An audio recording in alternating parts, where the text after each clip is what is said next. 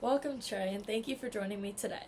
As we reflect on the 2024 election and its aftermath, one of the biggest topics of discussion has been the impact of the female vote. With Donald Trump now back in the presidency, I'd like to get your thoughts as a male on how you see the future of women's rights and the broader political landscape in America. To start, what are your initial thoughts on how the female vote shaped the outcome of this election? Well, I want to say thank you, Ava, for having me. And so I think obviously Kamala had a stronger pull over the female vote. I think it was kind of overestimated though. I think the strength of the female voters was underestimated. I think a lot of people were kind of relying on that, but it didn't end up pulling through the way we thought it was going to, unfortunately. For Now that Trump is president again, one of the major concerns for women is the future of reproductive rights, particularly abortion access. Given the way that things have been processing under his administration, what do you think the next 4 years will look like for women's reproductive rights in America? Yeah, well, I don't think there'll be like a national abortion ban per se, but I think definitely, there's going to be some more restrictions on it. I think it's definitely going to be one of those things where a lot more states are going to lose access to it. Like state by state. State by state, yeah, obviously. And I think it's just getting more restrictive overall in some states. And it's just, that's my opinion on it. There's a lot of fear that with Trump's second term, we'll see even more restrictions on abortion and access to health care.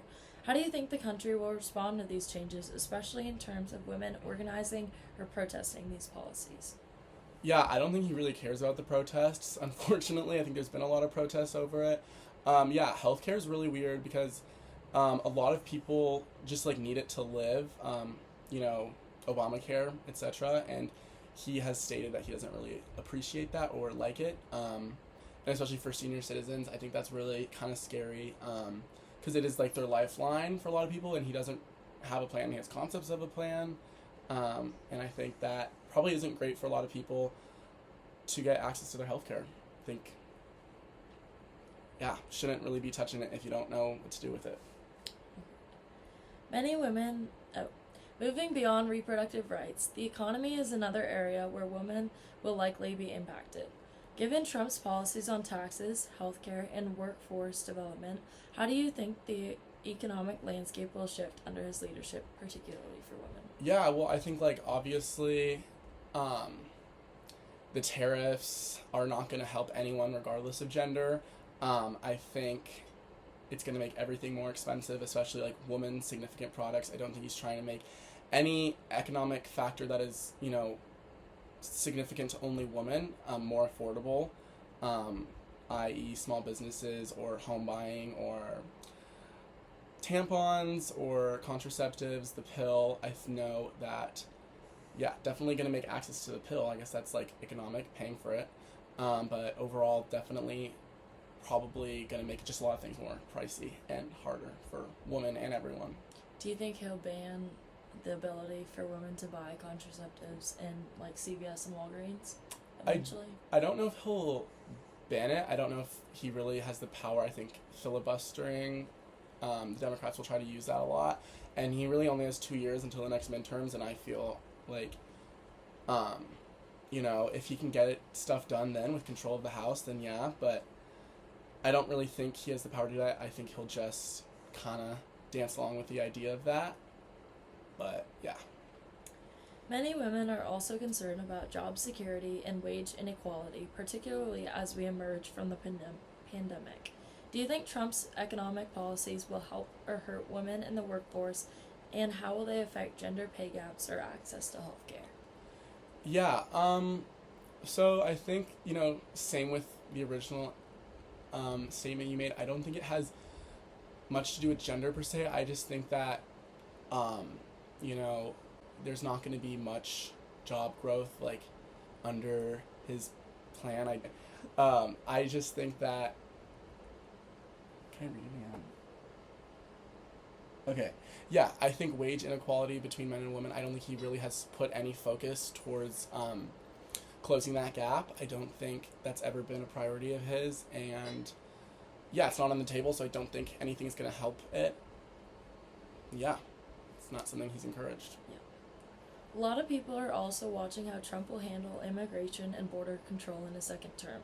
How do you think the current administration's approach to border security will affect women, especially those from immigrant communities or seeking asylum? Yeah, well, he mentioned he wanted to get rid of birthright, which I think is definitely going to hurt a lot of people because that's a lifeline. Also, we saw in his first term, he separated a lot of families, and especially like women. Their kids are citizens, the mom isn't. It just is a really hard thing for everyone. I think the mass deportations will hurt everyone, not just immigrants. I think it's going to make labor more expensive because a big chunk of our country's labor is immigrants, and ultimately hurting everyone, women that are immigrants and not. I think it's just, With border control policies likely tightening, what do you think the long-term consequences could be for women and families at the border?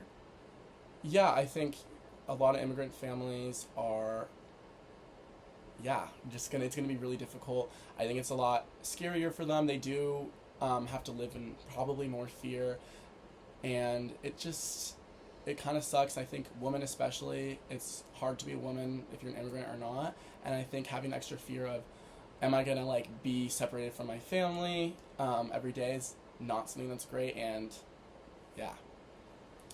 Do you think these policies will lead to a further divide between women in the U.S.? For instance, do you foresee growing tensions between women who support Trump's approach to immigration and those who advocate for more lenient policies, especially regarding the treatment of migrant women and families?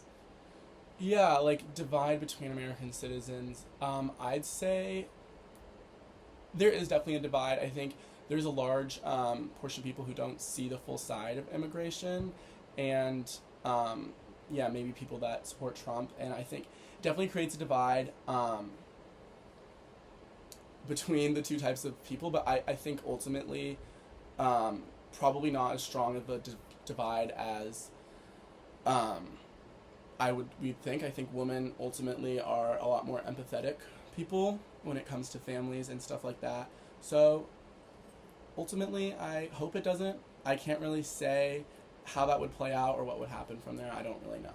But definitely not going to be a unity to coming together. Are there specific concerns you have about women's health, safety, or opportunities in the context of these tensions? Or just in general? Yeah, I guess the tensions are, pretty hard. I think, fighting, protesting, a lot of that is really hard. Families, I guess in family fighting, a lot of people can't see eye to eyes in family. I think it's, just more on a personal level. I think definitely not going to bring people together, not going to help people see eye to eye, because some people are really impacted by this and some people just are unable to see that. And I think that doesn't create people coming together on one team. Mm-hmm. Looking ahead, what do you think the overall political landscape will look like for women during Trump's second term? I think a lot of people are going to realize that, economically, health-wise, he's not really fit to do it. I'm not saying he's a horrible person. I just think that I don't think he's qualified to be doing a lot of that stuff. And I think most of the country wants access to abortion, wants health care for, Medicare at least. So I think ultimately, I think this last term is going to kind of be a waking up point, at least I hope, for a lot of Americans who kind of voted on other policies other than that. I think they're going to see that. Hopefully unity will come together, like Obama in 2008. He brought unity. Do you see these issues, reproductive rights, economic security, immigration, being major points of contention in the next election, or do you think something else will take center stage? Yeah, I think economy is going to take center stage. Definitely, again, I think, there's some unprecedented things Trump's doing, and I think it's definitely, I don't know how it's going to play out. I mean, obviously, everyone hopes that the president's going to lead the country great, but it's definitely going to be a different economy, I think, and that's going to be a thing. I think healthcare is definitely going to be toyed around with, and especially women's health care, and I think we saw a lot more in this election than any other election I've witnessed, and I think it'll just continue to grow into the limelight even more. With the election results now in, many are wondering what the future holds for gender equality in America. How do you think Trump's second term will affect the progress on women's rights, particularly in areas like the workplace equality and healthcare? Kind of going back to what we just already talked about. Yeah, I think it's definitely a disappointment for some people who really, were hoping for a woman president. He is not, once again, I don't think he's really gonna bring much equality into the workplace or, enforce any laws. I don't think he's ever stated, he's made women's workplace better. So, yeah, I just think it's definitely a disappointment for a lot of people who are hoping for a new leadership to show that, whatever, and it's just going to be more Trump. I don't know.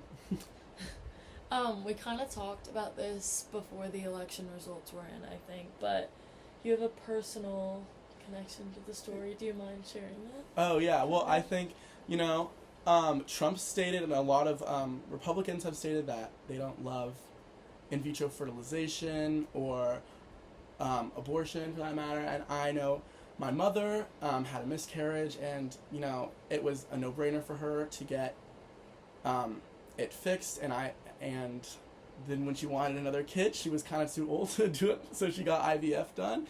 And I think, it's not really something that's even political. I think women's health isn't something that really is political. It's weird that it is, in my opinion. I think people, it's not like I want to kill this baby. It's like I want to live and I want to create another baby. I think it's kind of weird that it's being used as a tool, or even that it is, because it seems kind of relevant to me. And I think, a lot of people don't realize even how much they benefit from having rights to women's health care. And I think definitely the loss of it has brought it to light for a lot of people. And I think it will continue to be brought to life for a huge chunk of Americans over the next 4 years. Yeah. Do you remember your mom ever talking about it to you, saying her opinion on, or after the election, did she ever say anything? I guess, she just was, it's kind of weird because, she was, 6 or 7 when Roe v. Wade came into place, and it was, in the 70s, and so it's kind of weird that I think she was disheartened by it. I think she doesn't really follow politics that much, but she definitely is very concerned by it, because it is just something, I don't even think that, she realized it was that political, because she was so young when it happened. She's had her whole life to think about it, so I think she's just starting to think about it now, and it's definitely weird for her, because she's so old, and it's something she's grown up with, so to have her daughter not have that opportunity that she had, I think, yeah. Finally, what would you say to women who are worried about what's to come? How should they respond to policies they disagree with, and how can they continue to make their voices heard in this new political climate? Yeah, I'd say, definitely keep fighting, and a lot of people don't realize that the president is just one branch of government, and the House and Senate are the ones that pass laws. So in 2026, I think everyone should really vote to, for the Senate and House members that are going to represent them and their voices more down the ballot. The president, he has a lot of power, but the more people you get in the House and the Senate that represent your ideals can really,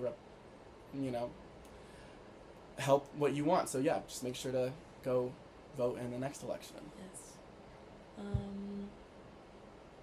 Okay, well, thank you so much for sharing your perspective with us today.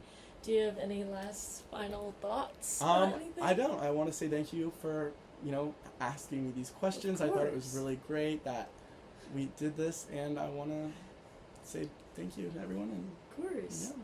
Well, it's clear that the issues that women are facing in America are complex and far-reaching. We'll be keeping an eye on how things unfold in the coming years, but your insights today have been really helpful in understanding where we might be headed. So thanks so much, Of course, Trey. anytime.